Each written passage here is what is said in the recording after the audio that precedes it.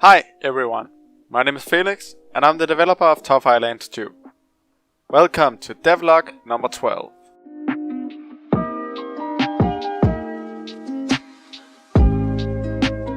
I know it's been a while since the last devlog. Actually, it's been exactly 1 month, which isn't how I planned it to be. But anyways, here we are.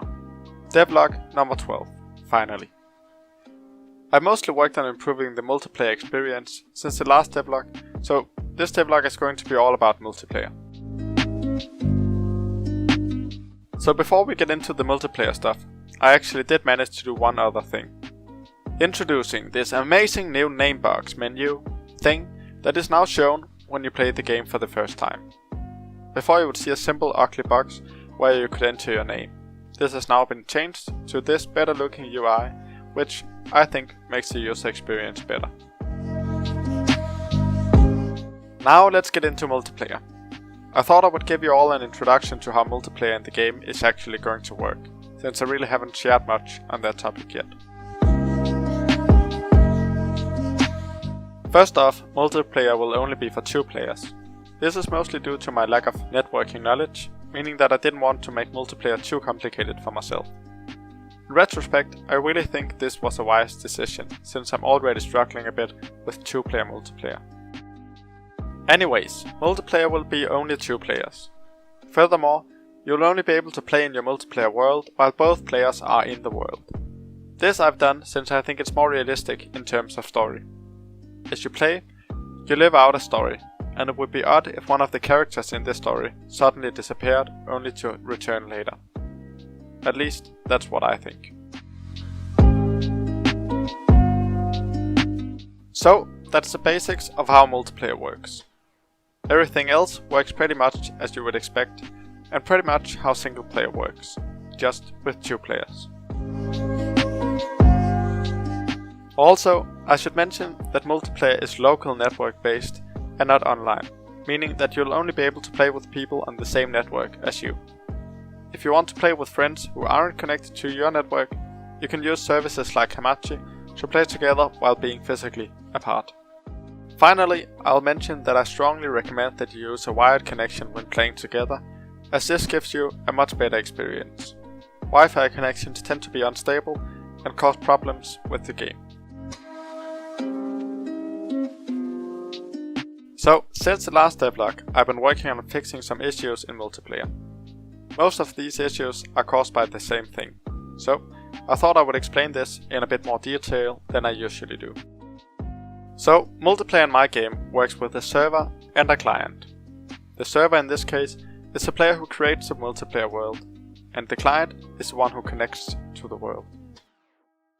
Since the server is the one who creates the world, the server is also the one who keeps track of everything in the world, while the client only knows what is necessary for the client. An example of this would be how trees work in the game. Here, the server keeps track of how long it will be before a tree regrows, which the client doesn't. The client has no idea how long it will take before a tree respawns. The client only gets informed when the tree actually respawns, so that the client can regrow the tree when that happens. Since the server keeps track of everything in the world, this also means that the client can't actually do anything in the world without asking the server for permission first. So, let me give an example of this. Let's say the server wants to cut down a tree. The server simply cuts the tree and tells the client that the tree was cut down. Now let's say that the client wants to cut down the tree. The client then sends a message to the server asking if the client can cut the tree.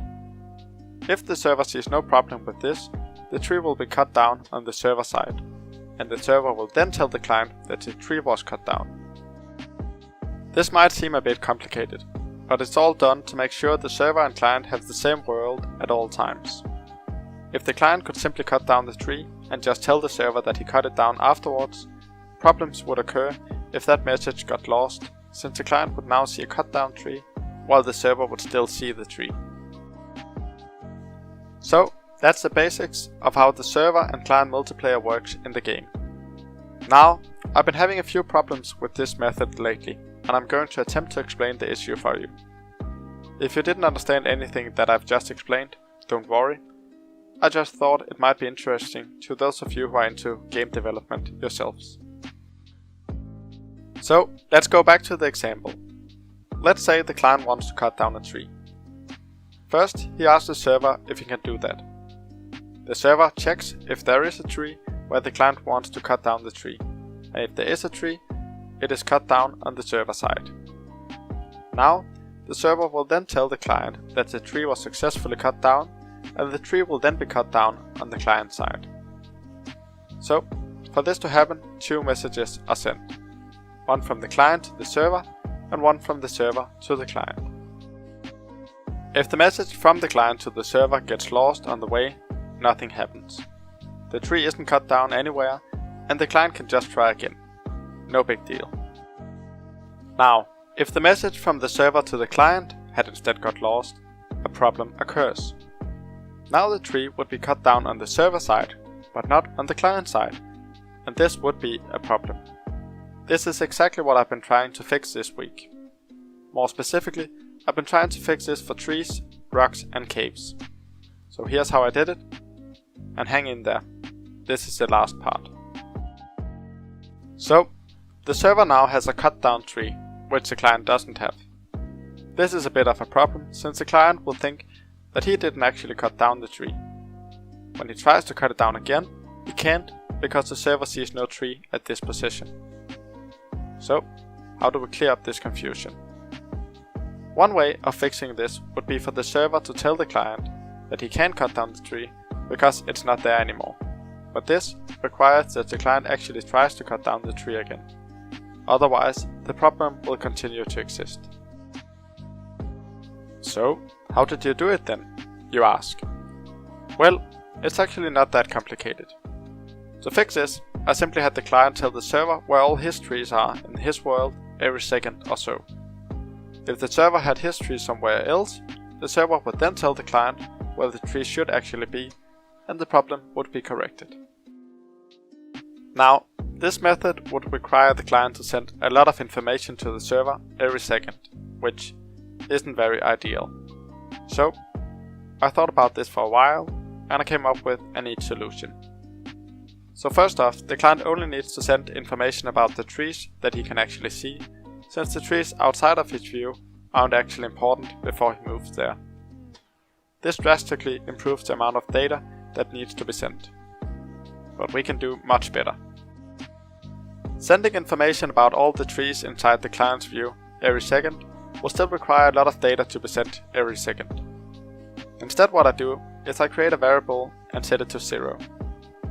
Then the client goes through all the trees he sees and adds the x coordinate of those trees to the variable and subtracts all the y coordinates from the same variable. Now, this will give us a quite small number, which is all we need to send to the server. Now the server gets the number. All he has to do now is the same calculation on his end. If he gets a different number than the one he received, the server knows that the client is missing trees or that the client has more trees than he should. In that case, the server simply tells the client where all his trees should be, and the client corrects himself. Of course, sending back all that information is a lot more data, but this will only be sent if there is a problem and not every second, so it's not really an issue. So, that's pretty much what I've been working on lately. I still need to implement this method in other aspects of the game, but the most essential parts are done.